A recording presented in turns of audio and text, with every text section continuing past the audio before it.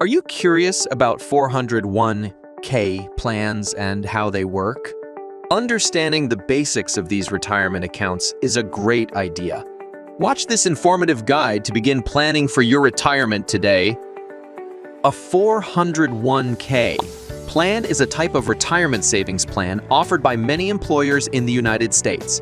It allows employees to save and invest a portion of their salary for retirement on a tax-advantaged basis. Here's how a 401k plan generally works. Eligibility.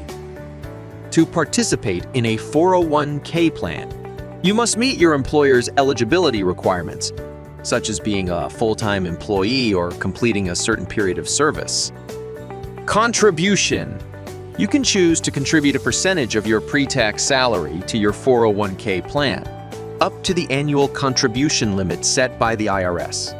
As of 2023, the annual contribution limit is $20,500, with an additional catch-up contribution of $6,500 for individuals aged 50 or older.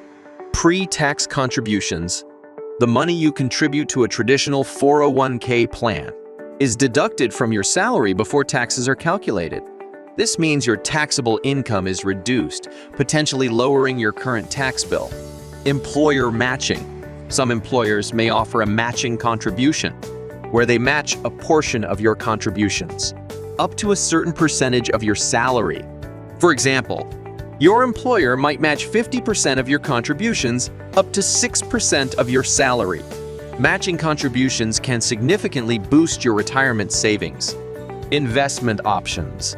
Within your 401k plan, you'll have a range of investment options to choose from, such as mutual funds, index funds, and target date funds.